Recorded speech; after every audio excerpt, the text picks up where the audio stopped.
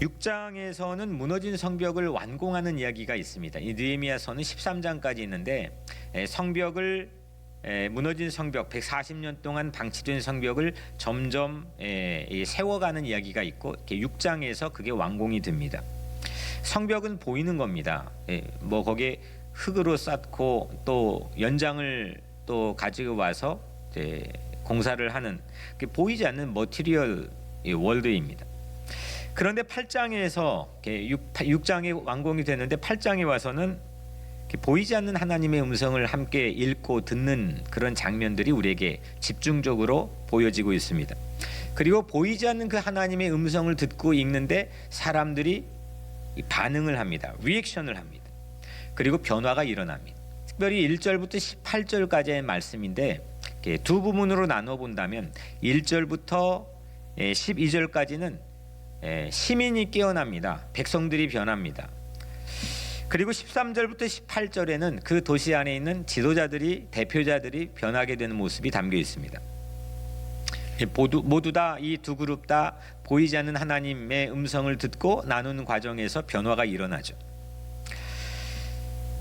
보이지 않는 하나님의 음성, 그 하나님의 음성을 레코딩 해가지고 녹음해서 또 기록해가지고 있는 것이 성경인데 우리가 가지고 있는 성경이 그런 카세트 테이프나 마찬가지인 건데 이 성경이 과연 바이러스보다 일대 변화를 내 안에 그리고 우리가 살고 있는 도시와 공동체 안에 일으킬 수 있다고 우리는 과연 믿고 있느냐? 일으켜지고 있느냐라고 하는 보다 단도직입적인 질문보다는 보다 근원적인 정말 우리 안에 이게 일으켜지고 있다고 믿느냐? 말씀이 우리 삶의 그런 변화를 또 우리 각자의 살고 있는 모든 도시 공동체나 또 정부의 시책들을 바꿀 수 있다고 믿느냐? 이거에 대한 심각한 도전을 우리 크리스찬들에게 작금의 시대에 하고 있다고 생각을 합니다. 오늘 느헤미야 8장 안에서 말씀이 일으키고 있는 세 가지 변화의 스텝을 함께 나누려고 합니다. 먼저 첫 번째 대지는 선포하고 듣습니다입니다. 선포하고 듣습니다. 오늘 온 백성이 완공한 성벽 광장 안에 모여 있습니다. 1절에 학사 에스라에게 여호와께서 이스라엘에게 명령하신 모세 율법책을 가져오기를 청하매 그 말씀이 선포될 수 있도록 백성들이 요청을 하고 있는 장면이죠. 설교자를 세우는 장면입니다. 에스라가 율법책을 가지고 와서 우리에게 읽어주고 해석해주고 깨우쳐주기를 부탁하는 장면입니다. 여튼 백성이 모여야 누구든지 선포할 수가 있습니다. 설교자를 세우는 것은 말씀을 사모하는 사람들입니다. 우리는 설교자 자체만 주목하기가 쉽지만 실제 설교자가 쓰임받고 사용되는 것은 가장 큰 전제는 말씀을 듣는 사람들이고 보다 더 근원적으로 생각해 보자면 말씀을 사모하고 말씀을 향해 열정을 가지고 있는 사람, 말씀을 세워 설교자를 위해 중보하는 사람, 그 사람이 설교자를 세우는 거죠. 오늘 4절에서 말씀을 선포한 에스라의 좌우로 13명이 배열이 되는 장면이 보입니다. 오른쪽에 7명, 왼쪽에 6명이 서가지고 있는 장면이죠. 이들이 바로 설교를 울리는 북입니다. 이 북이 이 설교자라고 한다면 북채를 가지고 북의 소리를 내는 사람들입니다. 말씀이 선포되게 하는 사람, 하나님의 말씀이 강단을 통해 선포되게 하는 사람들, 그 사람들이 바로 여러분들이 되기를 주의 이름으로 축복합니다. 그렇다면 그날 이 성벽 안에서 누가 듣고 있습니까? 13절에 그 이튿날 뭇 백성의 족장들과 제사장들과 레위 사람이 율법의 말씀을 밝히 알고자 하여 학사 에스라에게 모여서, 여기에 대표자들, 지도자들이 모였습니다. 주로 말씀을 전하고 가르치는 사람들이 모였습니다. 이 사람들이 말씀을 밝히 알기 위해서 모였습니다. 말씀에 붙들린 다른 선포자들이죠. 14절에 율법에 기록된 바를 본즉 여호와께서 모세를 통하여 명령하시기를 이스라엘 자손은 7째 달 절기에 초막에서 거할지니라 하였고, 성경을 보고 있는 중에 율법에 기록된 바를 본즉 그들이 보고 있는 중에 새로운 말씀을 발견합니다. 율법에 기록된 바를 본즉 여호와께서 모세를 통하여 명령하시기를 이스라엘 자손은 일곱째 달 절기에 초막에서 거할지니라 하였고, 이 하였고는 they found, 그들이 발견했다는 겁니다. 보다가 그들이 하나님 말씀을 읽다가 보다가 발견을 했습니다. 성경에 분명히 있던 말씀이고 그들이 수없이 봤던 말씀이고 그들이 지나쳤던 말씀인데 그들이 새로 눈에 띄지 않았던 말씀을 그날 발견을 했습니다. 초막절을 지키는 말씀입니다. 이것이 성경에 읽던 중 그 선포자들, 지도자들이 모여있는 그 무리들 가운데서 발견이 되었습니다. 하나님의 말씀에는 두 가지 종류가 있습니다. 로고스와 레마라고 하는 이 말씀입니다. 로고스는 모든 사람에게 공통으로 주신 하나님 말씀이죠. 일반적으로 은혜 받는 말씀입니다. 누구에게나 차별 없이 그 말씀의 은혜에는 다 열려져 있습니다. 그런데 이 로고스와 달리 레마는 성경을 읽거나 듣거나 묵상 중이거나 기도 중에 내 가슴이 꽂히는 말씀입니다. 그러니까 이 백성은 지금 말씀을 선포하게 하고 말씀 전하는 자를 초청해 그 설교자를 세우고 또 오늘 이 선포하는 사람들은 지도자들은 말씀을 도리어 듣고 레마를 들어야 된다는 오늘 이 장면의 첫 번째 대지를 우리가 깨닫게 됩니다. 오늘 6절 말씀에 에스라가 위대하신 하나님 여호와를 송축하며 모든 백성이 손을 들고 아멘 아멘 하고 응답하고 몸을 굽혀 얼굴을 땅에 대고 여호와께 경배하니, 모두 다 손을 들었습니다. 기립했죠. 손을 들었습니다. 아멘 아멘 하고 응답했습니다. 무릎을 꿇고 얼굴을 땅에 대고 경배를 했죠. 이게 그들의 반응, 리액션이었습니다. 다 일어섰죠. 그리고 손을 들었죠. 아멘 아멘 하고 고백했죠. 그리고 얼굴을 땅에 대고 경배를 했습니다. 다양한 리액션, 그 말씀이 부응하는, 말씀이 역사를 일으키는 그 자리에 이 새로운 플랫폼 주변에서 일어났던 반응들입니다. 근데 가만히 생각해 보면 오늘 우리 각자의 삶으로 가져온다면 이 반응의 가장 큰 방해가 뭐냐, 반응의 가장 큰 적이 뭐냐, 우리도 반응하고 싶을 때가 있잖아요. 우리도 여기에 대해서 즉각적으로 반응하고 피드백을 주고 리액션하고 싶을 때가 있잖아요. 가장 큰 방해 중에 하나가 우리는 이거라고 생각합니다. 사람을 의식하는 거죠. 사람을 의식하고, 좀 다른 표현으로 하자면 눈치 보는 거죠.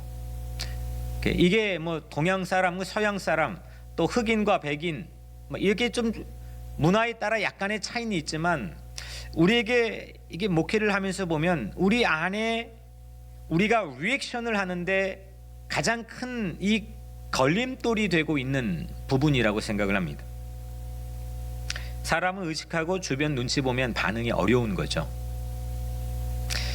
이 소셜 디스턴스는 강제적으로 우리를 떼어놓았습니다. 사회적 거리두기는 오늘 우리가 맨날 익숙했던 이 자리엔 누가 앉아 있고 또 저 자리엔 또 누가 앉아 있던 자리인데 그 전부 다 각자의 가정 집으로 전부 우리를 떼어놓았습니다. 지금은 온라인에서 오늘 예배에 참여하고 있는 여러분들은 혼자 계신 분들도 계시고 또 가족만 옆에 두고 계신 분들도 계실 겁니다.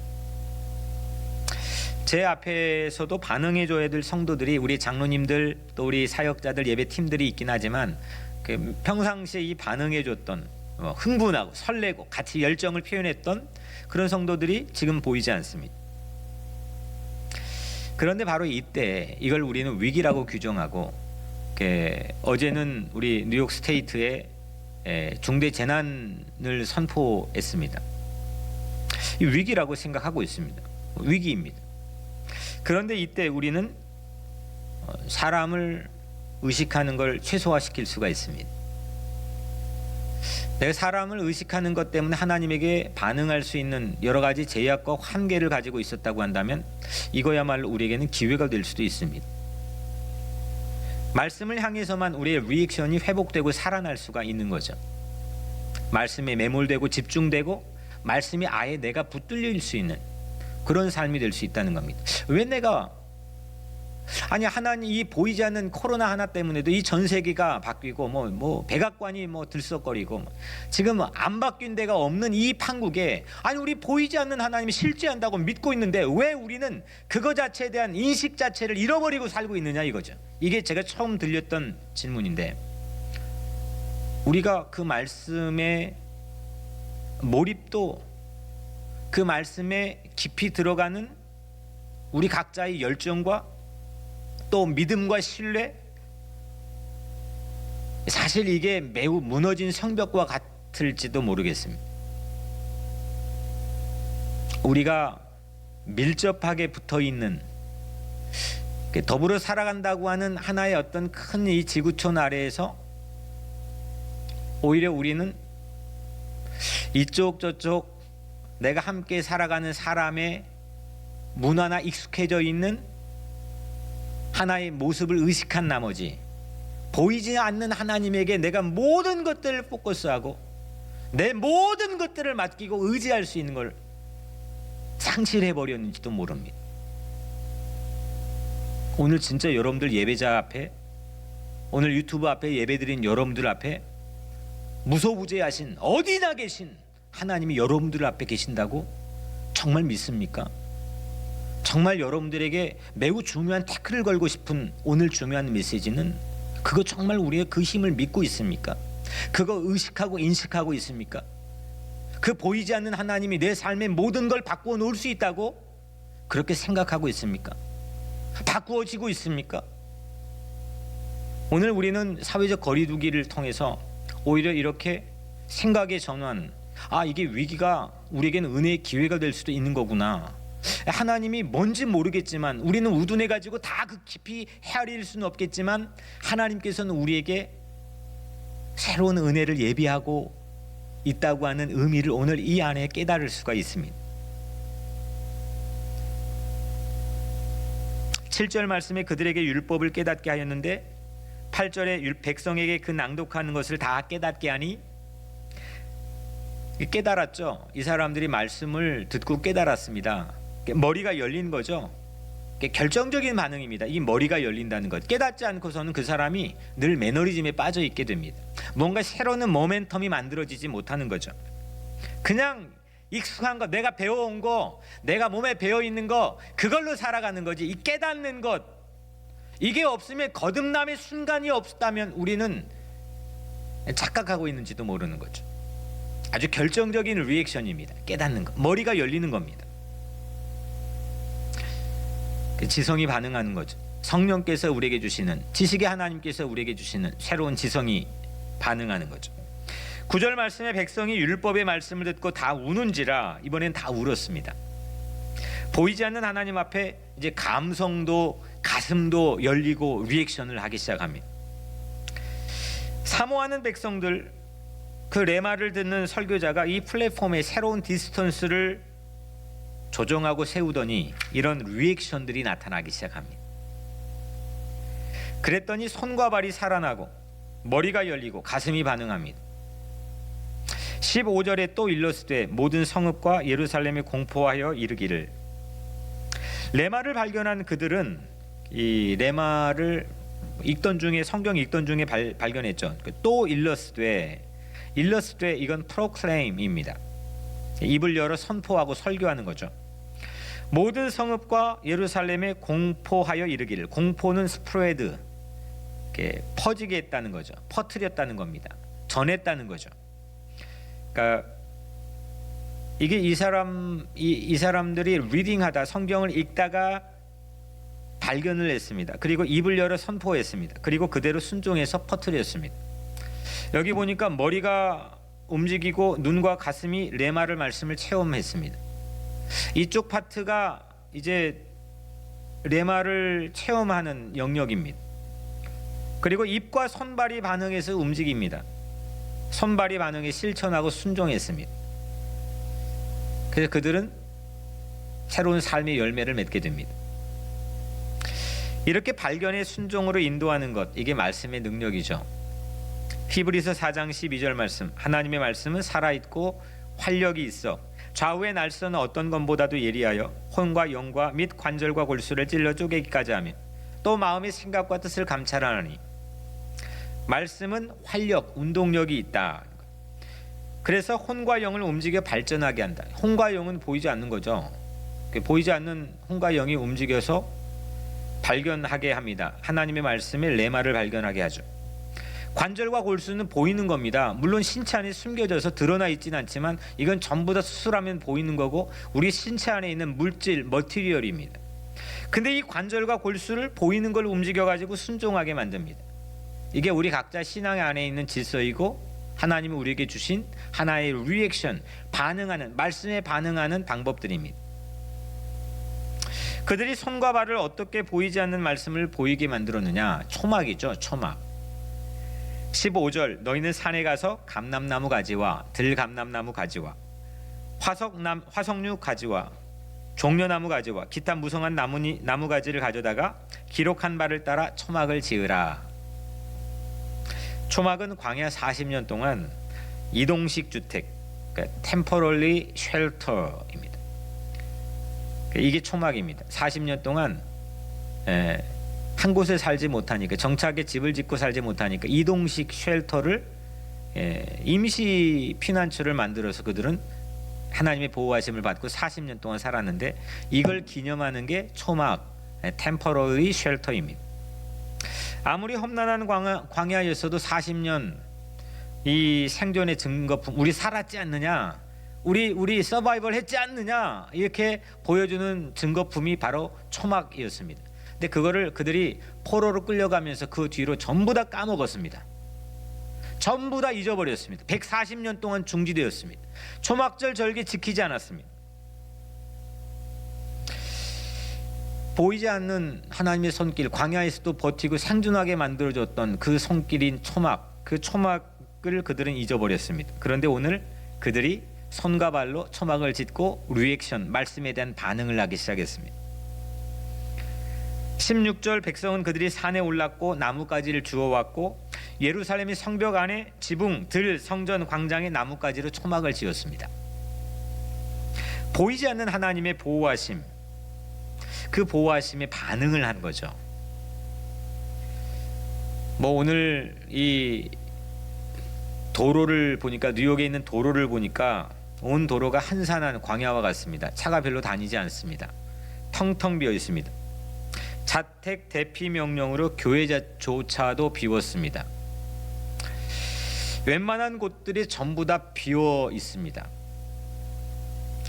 그런데 오늘 여러분들 예배드리는 바로 그 자리, 그 자택이 하나님 보호하심의 증거품인 초막인 줄로 믿습니다. Temporary shelter, 그 임시 피난처조차도 보호하시는 초막 은혜, 그 초막 은혜로 오늘 우리 각자의 삶에 단순히 서바이벌 하는데 그치지 않고 그 초막 은혜를 기쁨으로 누리고 리액션하고 반응할 수 있는 그런 우리 모두가 되기를 주님의 이름으로 간절히 축복합니다. 마지막 세 번째로 나누면서 기뻐합니다. 첫 번째는 선포하고 들었습니다. 두 번째는 반응하고 순종했습니다. 마지막은 나누며 기뻐합니다.